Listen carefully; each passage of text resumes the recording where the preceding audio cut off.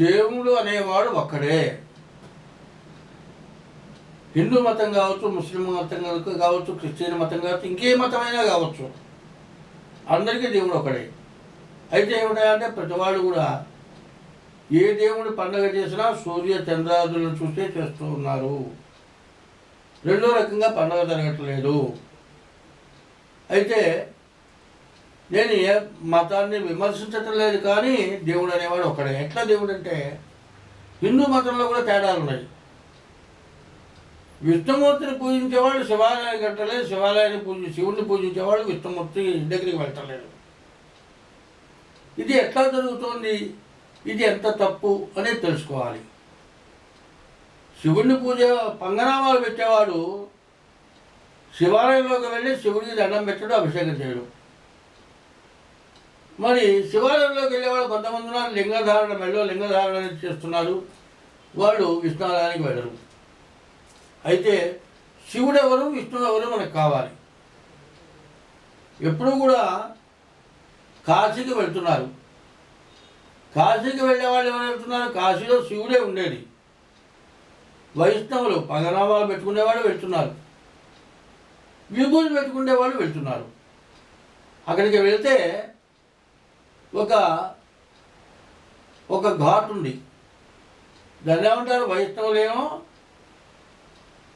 చక్రతీర్థం అంటారు. విష్ణుమూర్తి చక్రంతో తవ్వినటువంటి తీర్థం చక్రతీర్థం అని అక్కడికి వెళ్ళి స్నానం చేసి ఆవులుగా నెత్తిన చల్లుకొని అక్కడ పిండ ప్రదానం చేస్తే వాళ్ళ పితృదేవతలు మోక్షానికి పోతారని అక్కడ చేస్తారు. అట్లాగే స్మార్తులు అంటే విభూలు పెట్టుకునేవాళ్ళు మణికర్ణికా ఘాట్ అంటారు. ఈశ్వరుడు యొక్క చెవు మణి దాంట్లో పడ్డదిట.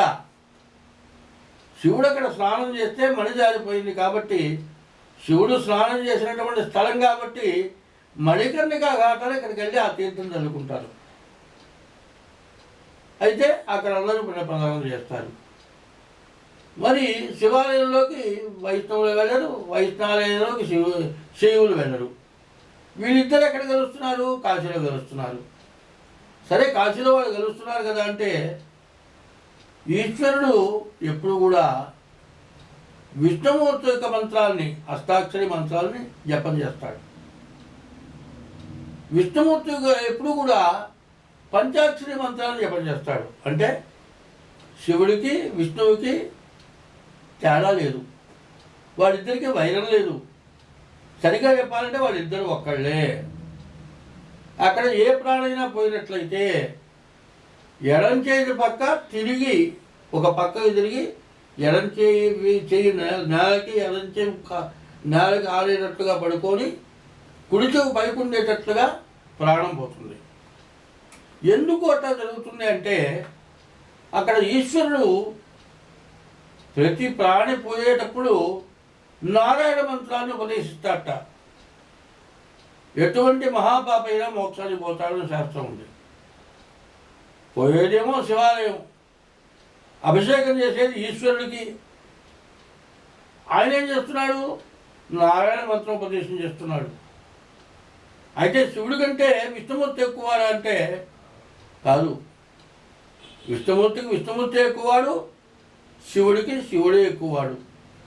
ఇంతకుముందు శివుడిని గురించి చెప్పా, శివుడు మనకి ఏం చేస్తున్నాడో చెప్పా, అది కూడా వచ్చింది ఇంతకుముందు. అయితే ఈ నారాయణ మంత్రం ఎప్పుడు కూడా విష్ణుమూర్తి నీళ్లు పోస్తే సంతోషించి వరమిస్తాడు. ఈశ్వరుడు ఇచ్చే ఐశ్వర్యం కీర్తి ప్రతిష్టలు వస్తాయి. ఒక సత్రమో దేవాలయమో ఏదో కట్టించి నీవు చచ్చిపోయినా కీర్తి ఉంటుంది. విష్ణుమూర్తి లక్ష్మి చంచలమైంది, లక్ష్మి ద్వారా వచ్చే ధనం నిలవదు. అయితే విష్ణుమూర్తి పూర్తిగా పరీక్షించి మోక్షం ఇస్తాడు. కానీ ఈశ్వరుడు మాత్రం నీళ్లు పోసి అభిషేకం, బోళాశంకరుడు దండం పెట్టగానే వరమిస్తాడు. నువ్వు ఏది కోరితే అది ఇస్తాడు. నా చేతిలో జనం మొత్తం చచ్చిపోవాలని కోరితే చచ్చిపోయేట్టుగా వరమిచ్చాడు. వాడు రాక్షసులైనారు. చివరికి విష్ణుమూర్తి వచ్చి వాళ్ళని చంపాడు. అయితే ఇదంతా ఏమిటి అంటే ఈశ్వరుడు ప్రేమస్వరూపుడు, విష్ణుమూర్తి కూడా ప్రేమస్వరూపుడే. కానీ పూర్తిగా పరీక్షించి వీడికి అన్ని రకాలుగా మార్గం, మంచి మార్గం ఉన్నప్పుడే మోక్షాన్ని ఇస్తాడు. అయితే ఈశ్వరుడు పాపాన్ని పెంచి విష్ణుమూర్తి చేత హరింపబడి మోక్షాన్ని ఇస్తాడు. అందుకే శివాయ విష్ణురూపాయ శివరూపాయ విష్ణవే, శివస్య హృదయం విష్ణు, విష్ణుశ్చ హృదయం శివ. విష్ణువు యొక్క హృదయం శివుడు, శివుడు యొక్క హృదయం విష్ణువు. కాబట్టి శివకేశవులకి భేదం లేదు, ఇద్దరు ఒక్కళ్ళే. అయితే శివుడు ఎట్లా ఉన్నాడు? మన శరీరంలో ఉన్నాడు. ఎట్లా ఉన్నాడు? పంచాక్షరి. ఈ పంచాక్షరి ఏమిటి? పృథివీ, జలము, వాయువు, ఆకాశం, అగ్ని. ఈ 5 రూపాలతో ఉన్నారు. మనం చెయ్యి ఇట్లా కనుక రుద్దితే మట్టి వస్తుంది. వాయువు ఉంది, నీరుంది, అగ్ని ఉంది, ఆకాశతత్వం ఉంది. ఈ 5 రకాలతోటే నువ్వు పుట్టావు. అయితే విష్ణువు ఎక్కడున్నాడు? ఆంజనేయ స్వామి చూస్తాడు. ఈ గుండె పగలదీసి చూపించాడు. ఈ హృదయంలో ఉన్నాడు. దానికి ఏం చెప్పారు? దేహో దేవాలయ ప్రోక్తో జీవో దేహ సనాతన త్యజేదజ్ఞాన నిర్మాల్యం సోహం భావేన పూజయేత్. నీ హృదయంలో ఉన్నటువంటి దేవుణ్ణి గాలి పీల్చేటప్పుడు సో అని పీలుస్తున్నావు, బయటికి వదిలేటప్పుడు హమ్ అని వదులుతున్నావు.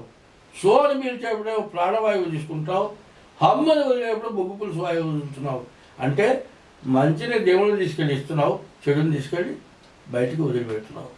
కాబట్టి ఇద్దరూ తేడా లేదు.